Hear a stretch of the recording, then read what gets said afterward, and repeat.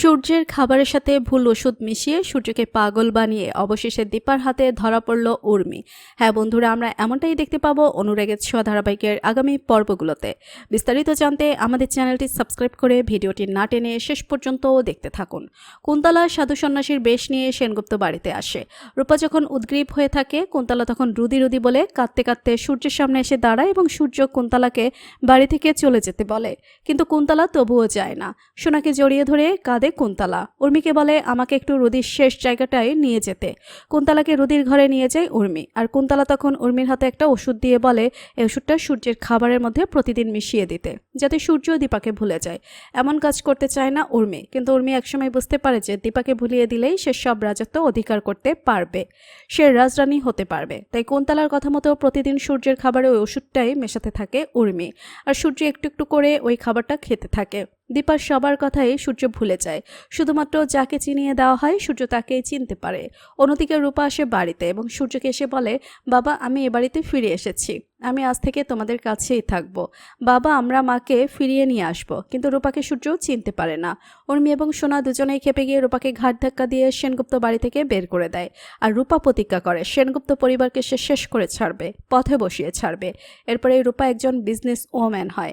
অপরদিকে দীপার সাথে জেলে দেখা করতে চায় ওই অবিনাশ শর্মা, পুলিশ অফিসার, এবং সে দীপাকে বলে জীবনটা নিজের মতো করে কাটাতে, যাতে পরিবারের পাশে থাকতে পারে, দূর থেকেও পরিবারকে সাহায্য সহযোগিতা করতে পারে। দীপা অবিনাশ শর্মার কথা বুঝতে পারে এবং অবিনাশ শর্মার কথা মতো জেল থেকে বেরিয়ে আসে। অবিনাশ সব ব্যবস্থা করে দীপাকে জেল থেকে বের করে আনে। রূপা দিনের পর দিন মায়ের সাথে দেখা করতে গেলেও দীপা তার সাথে দেখা করে না। একসময় রূপা জানতে পারে দীপার ওই জেলেই নেই। এভাবে কেটে যায় কয়েক বছর। দিল্লিতে দীপা একজন বড় বিজনেস ওম্যান হয়ে যায়। নিজের কোম্পানি খোলে দীপা, অন্যদিকে মায়ের নামে আরেকটা কোম্পানি খুলে রূপা, এবং একের পর এক উর্মি জয় এদেরকে টেন্ডারে হারাতেই থাকে রূপা। এরপরেই দেখা যায় একটা বড় টেন্ডার ছাড়ে দীপার কোম্পানি, আর সেই টেন্ডারটা নেওয়ার জন্য রূপার কোম্পানি এবং উর্মির কোম্পানি দুটোই নাম দেয়। রূপা এবং সেনগুপ্ত পরিবার সবাই মিলে দিল্লিতে চলে আসে।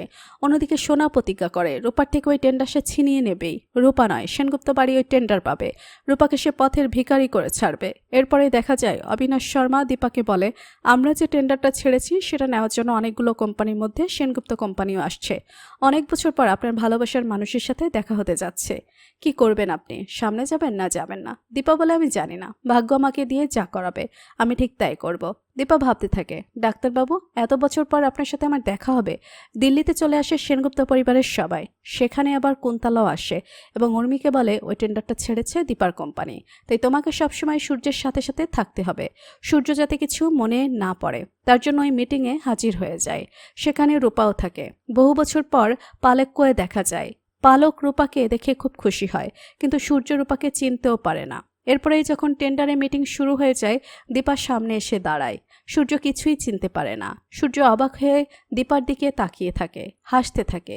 অন্যদিকে দীপা ভাবতে থাকে কি ডাক্তারবাবু, আপনি আমাকে এভাবে দেখছেন কেন, আপনি এভাবে হাসছেন কেন, আপনি কি আমাকে ভুলে গেছেন? অন্যদিকে রূপা ভাবতে থাকে মা কত বছর পরে তোমাকে দেখছি। উর্মি বেশ ভয় পেয়ে যায় দীপাকে দেখে। তো বন্ধুরা, তোমরা এটাই চাও তো যে দীপা যেন উর্মির সকল চক্রান্ত ধরতে পারে? কমেন্ট করে জানিয়ে দাও তোমাদের মতামত। আর আমাদের চ্যানেলে নতুন হয়ে থাকলে চ্যানেলটি সাবস্ক্রাইব করে রাখুন, যেন অনুরাগের ছোঁয়া ধারাবাহিকের আগামী পর্বের আপডেট ভিডিও সবার আগে পৌঁছে যায় আপনাদের কাছে। ধন্যবাদ সবাইকে।